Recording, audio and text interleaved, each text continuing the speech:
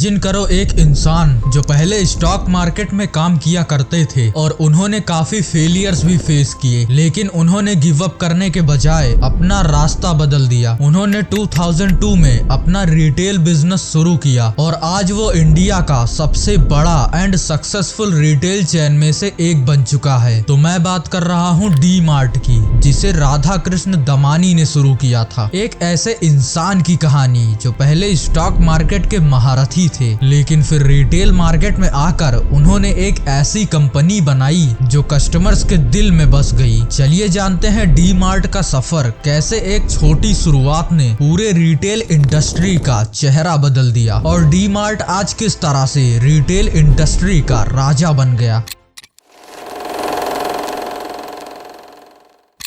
राधा कृष्ण दमानी का जन्म सन 1954 में बीकानेर राजस्थान के एक मारवाड़ी परिवार में हुआ था। उनका बचपन एक सिंपल भरी जिंदगी में बीता। राधा कृष्ण के पिता शिव कृष्ण जी दमानी एक छोटे बिजनेसमैन थे और परिवार का खर्चा चलाना उन्हीं के बिजनेस पर निर्भर था। बचपन से ही राधा कृष्ण ने देखा था कि कैसे उनके पिता अपने काम के लिए डेडिकेटेड थे और यही चीज उन्हें भी इंस्पिरेशन देती थी। फैमिली के व्यापार के चलते बिजनेस के माहौल का असर उनके ऊपर भी पड़ने लगा और वो व्यापार और पैसा कैसे काम करता है इस बारे में जानने लगे। राधा कृष्ण की शुरुआती पढ़ाई एक लोकल स्कूल में हुई थी, लेकिन उनका मन कभी भी किताबी ज्ञान में नहीं लगा। उनका झुकाव हमेशा व्यवहारिक ज्ञान यानी प्रैक्टिकल नॉलेज की तरफ था। वो हमेशा नए नए आइडियाज के बारे में सोचते रहते थे और कैसे पैसा कमाया जाए इसमें इंटरेस्ट रखते थे। स्कूल के बाद उन्होंने मुंबई यूनिवर्सिटी में कॉमर्स स्ट्रीम में एडमिशन लिया, लेकिन उनकी कॉलेज लाइफ ज्यादा लंबी नहीं चल पाई। कुछ ही समय बाद राधा कृष्ण ने अपनी कॉलेज की पढ़ाई छोड़ दी क्योंकि उनका मन एकेडमिक से ज्यादा बिजनेस की दुनिया में था। उन्होंने सोचा कि प्रैक्टिकल लाइफ में आगे बढ़ने के लिए जो जरूरी ज्ञान चाहिए वो किताबों से नहीं बल्कि जिंदगी के तजुर्बे से मिलेगा। लेकिन कॉलेज छोड़ने के कुछ ही समय बाद उनकी जिंदगी में एक बहुत बड़ा झटका लगता है, क्योंकि अकेले घर संभालने वाले उनके पिताजी का देहांत हो जाता है, जो उनके परिवार के लिए एक बहुत बड़ी मुसीबत थी। राधा कृष्ण पर अब अपने परिवार को संभालने की जिम्मेदारी थी, तो उन्होंने अपने पिता के बाल बियरिंग बिजनेस को संभालने का फैसला किया और अपनी पूरी मेहनत से उस व्यापार को चलाने लगे। ये उनका व्यापार की दुनिया में पहला कदम था और यहीं से उन्होंने अपनी पहली सीख ली कि लाइफ कभी भी प्रेडिक्टेबल नहीं होती, लेकिन अगर आपका हौसला मजबूत हो तो आप किसी भी चुनौती का सामना कर सकते हैं। कुछ समय तक बाल बियरिंग का बिजनेस करने के बाद वो उन्हें बोरिंग लगने लगा, तो राधा कृष्ण ने अपना ध्यान स्टॉक मार्केट की तरफ बढ़ाया। 1980s के समय शेयर मार्केट काफी डायनामिक था। राधा कृष्ण के लिए ये एक नई दुनिया थी जहाँ रिस्क भी था और अपॉर्चुनिटी भी। उन्होंने इस नए व्यापार में अपनी पूरी जान लगाकर किस्मत आजमाई। उन्होंने स्टॉक मार्केट के फंडामेंटल्स को डीपली समझा और फिर इन्वेस्टिंग शुरू की। पहले तो काफी स्ट्रगल्स आए, लेकिन धीरे धीरे उन्होंने ये सीख लिया कि मार्केट की वोलेटिलिटी का फायदा कैसे उठाया जाए। यहाँ तक तो सब ठीक चल रहा था, फिर कुछ ऐसा हुआ जहाँ से दमानी की सोच एकदम बदल गई। 1992 में हर्षद मेहता स्कैम ने स्टॉक मार्केट पर काफी बुरा असर डाला। पूरे मार्केट में गिरावट आ गई और ये एक ऐसी घटना बनी जहाँ से राधा कृष्ण दमानी ने सोचा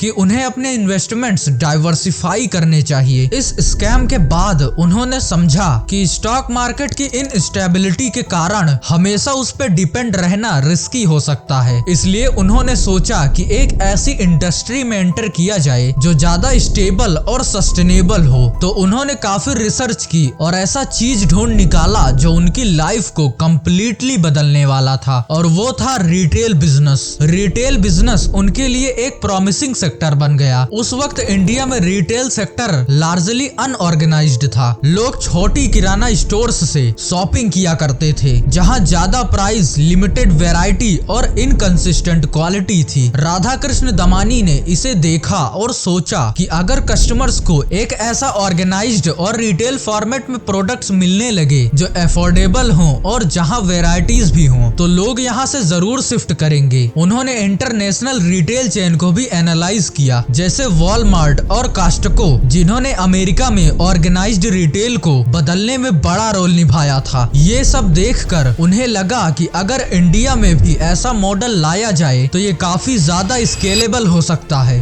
दमानी ने समझा कि मिडिल क्लास कंज्यूमर्स का शेयर रिटेल मार्केट में सबसे ज्यादा है। मिडिल क्लास के लोग अपने डेली लाइफ के खर्चों पर ज्यादा ध्यान देते हैं और हमेशा वैल्यू फॉर मनी ढूंढते हैं, और उन्होंने देखा कि अगर वो एक ऐसा रिटेल फॉर्मेट को डेवलप करें जहां कस्टमर्स को high quality products reasonable price पर मिल सके, तो ये उनकी कंपनी के लिए एक विनिंग फॉर्मूला हो सकता है। मिडिल क्लास पर फोकस करने का आइडिया उनकी लो कॉस्ट मॉडल स्ट्रेटेजी का एक हिस्सा था, जहां सस्ते प्राइसेस पर वॉल्यूम सेल जनरेट किया जा सके। राधाकृष्ण दमानी के पास ऑलरेडी बिजनेस का अनुभव था, पहले अपने परिवार के बाल बियरिंग के व्यापार से और फिर स्टॉक मार्केट से। इन दोनों एक्सपीरियंसेस ने उन्हें business operations, supply chain management और कॉस्ट कंट्रोल के बारे में काफी सिखाया था। उन्होंने डिसाइड किया कि रिटेल बिजनेस में इन स्किल्स का इस्तेमाल करके वो एक ऐसा मॉडल डेवलप कर सकते हैं जहां एफिशिएंसी और कॉस्ट इफेक्टिवनेस पर ध्यान दिया जा सके। और स्टॉक मार्केट इन्वेस्टर होने के नाते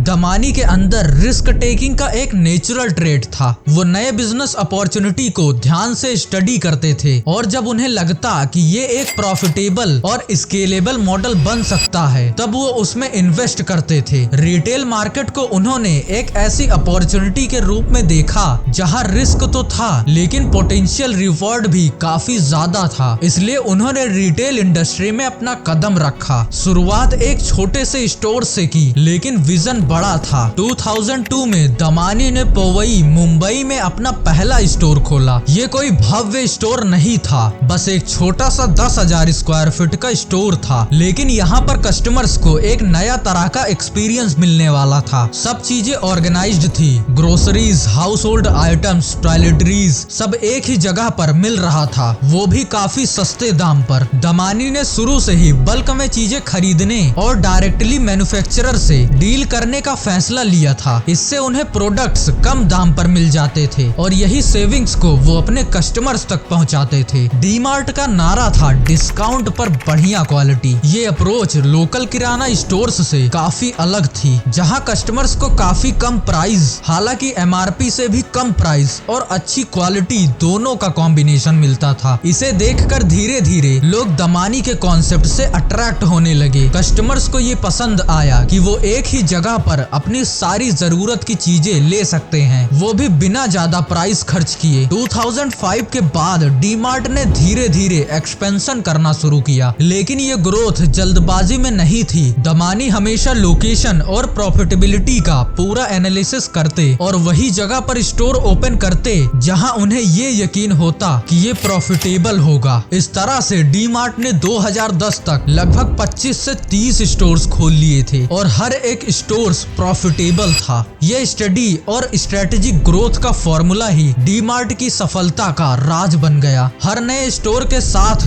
दमानी ने हमेशा एक चीज का ध्यान रखा, एक्सपेंशन जल्दबाजी में नहीं बल्कि समझदारी से होना चाहिए। दमानी का एक सिंपल फॉर्मूला था, प्रॉफिट से पहले क्वालिटी और कस्टमर सेटिस्फेक्शन पर फोकस करो। इस वजह से डी मार्ट का हर स्टोर एक केयरफुली चूजन लोकेशन पर खोला गया। ये स्टडी ग्रोथ का स्ट्रेटेजी था, जिससे कंपनी कभी भी फाइनेंशियल बर्डन में नहीं आई। उन्होंने कभी भी एग्रेसिव एक्सपेंशन का रुख नहीं अपनाया, बल्कि धीरे धीरे स्टोर्स बढ़ाए ताकि उनकी प्रॉफिटेबिलिटी हमेशा बनी रहे। और 2017 तक आते आते डी मार्ट ने अपना आईपीओ लॉन्च किया, जो एक हिस्टोरिकल मूवमेंट बन गया। आईपीओ के लॉन्च होते ही डी मार्ट के शेयर्स स्टॉक मार्केट में तेजी से ऊपर बढ़ने लगे। ये इंडिया का सबसे सफल आईपीओ में से एक माना गया। इस आईपीओ के बाद डी मार्ट का नाम हर घर में सुना जाने लगा और कंपनी ने अपने ग्रोथ को डबल कर दिया। आईपीओ से मिली फंडिंग का इस्तेमाल डी मार्ट ने नए स्टोर्स खोलने और अपने बिजनेस मॉडल को और मजबूत करने में किया। डी मार्ट ने हमेशा इन्वेंट्री मैनेजमेंट और सप्लाई चेन एफिशिएंसी पर काम किया ताकि उनके प्रोडक्ट्स हमेशा कस्टमर्स के लिए अवेलेबल रहें। ये सब चीजें इसलिए पॉसिबल हो पाया क्योंकि डी मार्ट हमेशा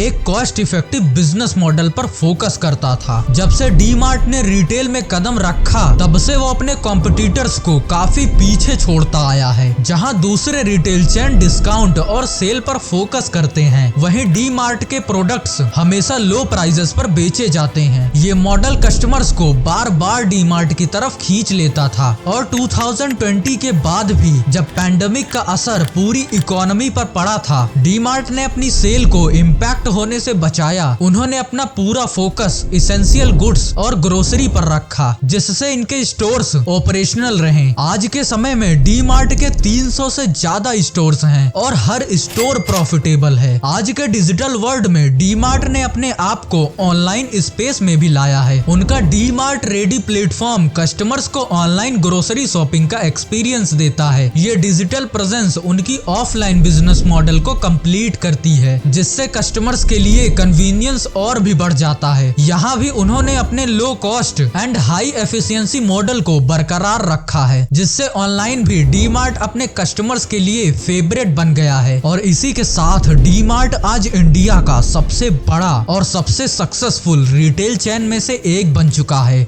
तो यही थी डी मार्ट के सफर की कहानी, एक ऐसे बिजनेस की कहानी जो छोटी शुरुआत से लेकर एक रिटेल जायंट बन गया। ये कहानी हमें सिखाती है कि जब तक आपके पास एक स्ट्रॉन्ग विजन, पेशेंस और कस्टमर सेंट्रिक अप्रोच हो, तब तक कोई भी गोल आपके लिए मुश्किल नहीं है। डी मार्ट का सक्सेसफुल मॉडल और दमानी जी का अनोखा विजन आज भी नए एंटरप्रेन्योर्स के लिए एक मिसाल है। तो अगर आपको ये केस स्टडी पसंद आई हो तो वीडियो को लाइक करना मत भूलना, अपने दोस्तों के साथ शेयर करना और ऐसी ही inspiring business stories and masterpiece videos के लिए इस चैनल को सब्सक्राइब जरूर से कर लेना।